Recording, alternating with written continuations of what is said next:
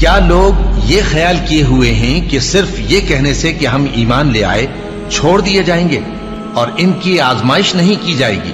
اور جو لوگ ان سے پہلے ہو چکے ہیں ہم نے ان کو بھی آزمایا تھا اور ان کو بھی آزمائیں گے، سو اللہ ان کو ضرور معلوم کرے گا جو اپنے ایمان میں سچے ہیں اور ان کو بھی جو جھوٹے ہیں۔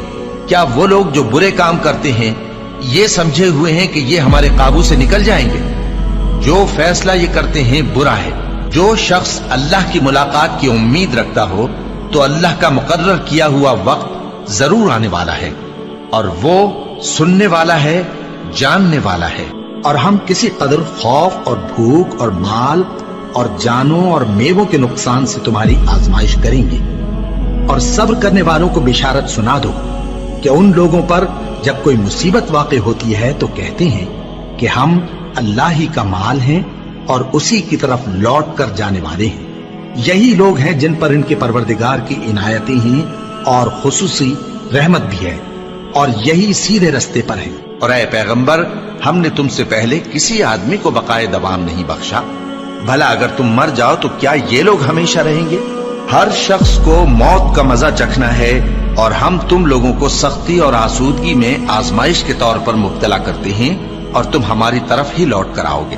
کوئی مصیبت زمین میں اور خود تم پر نہیں پڑتی مگر بیشتر اس کے کہ ہم اس کو پیدا کریں ایک کتاب میں لکھی ہوئی ہوتی ہے، اور یہ کام اللہ کو آسان ہے، تاکہ جو فائدہ تمہیں حاصل نہ ہو سکا اس کا غم نہ کھایا کرو، اور جو تم کو اس نے دیا ہو اس پر اترایا نہ کرو۔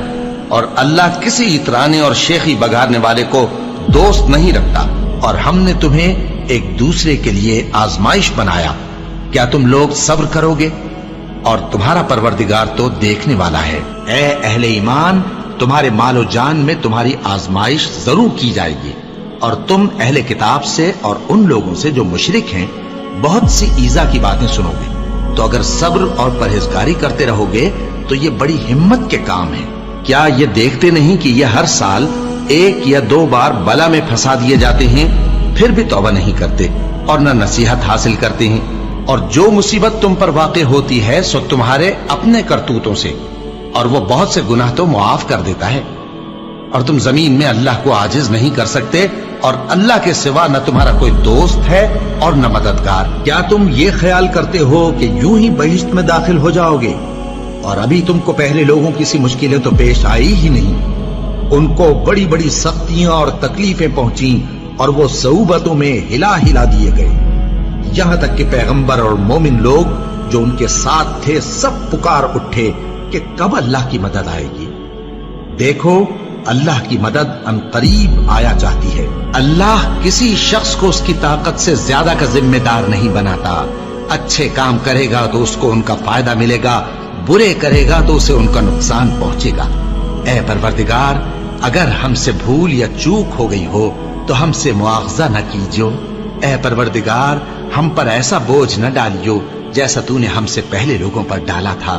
اے پروردگار، جتنا بوجھ اٹھانے کی ہم میں طاقت نہیں اتنا بوجھ ہم پر نہ رکھیو، اور اے پروردگار، ہمارے گناہوں سے درگزر کر اور ہمیں بخش دے اور ہم پر رحم فرما۔ تو ہی ہمارا مددگار ہے، سو ہم کو کافروں پر غالب کر۔